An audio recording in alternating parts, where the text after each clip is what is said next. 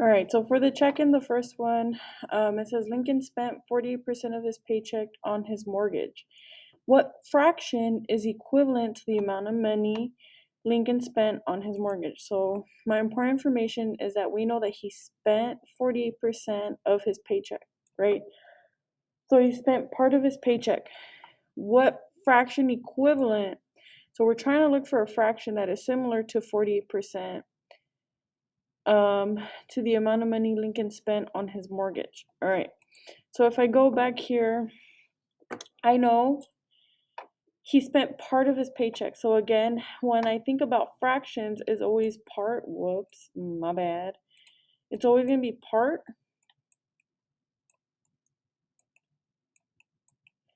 over my whole or my total, right? I'm going to put total. Part over total. Okay. So I know with my fractions, right? Especially when I talk about percents. Percents are always out of 100.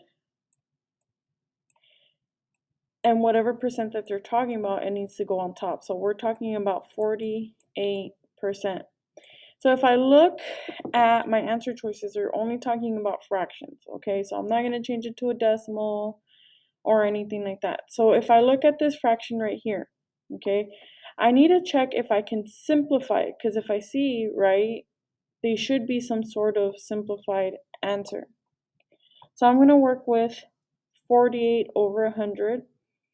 And then I'm going to see what number can divide into both, okay?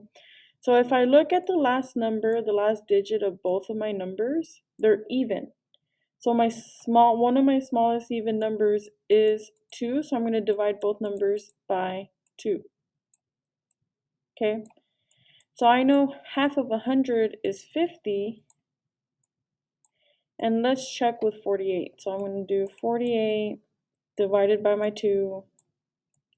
2 can go into 4 twice. 2 times 2 is 4. I subtract. I get 0, but I bring down this 8. 2 can go into 8 4 times.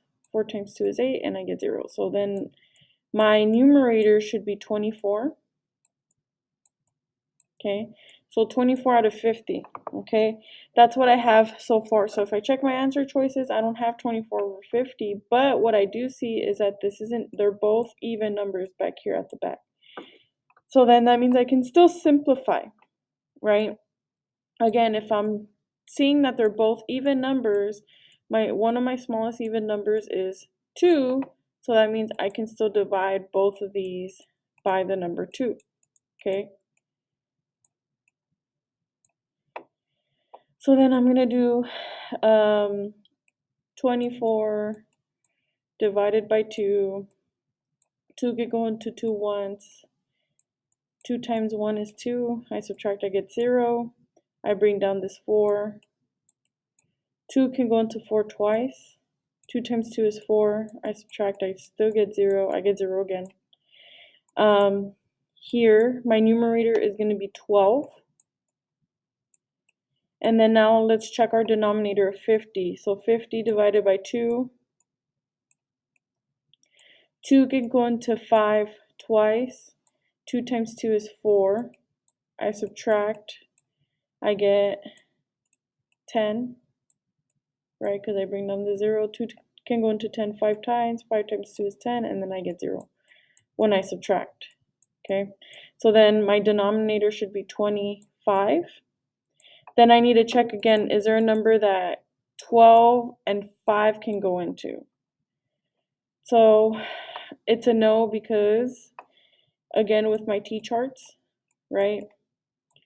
1 times 12, 2 times 6 gives me 12, 3 times 4 gives me 12, 5 doesn't give me 12. Okay, so I'm going to stop here, and then my 25, 1 times 25, not 2, so not 2. What about 3? Not 3. 4, not 4, but 5 gives it to me. 5 times 5 is 25, and that's about it. So this would be my final answer, and my answer would be C.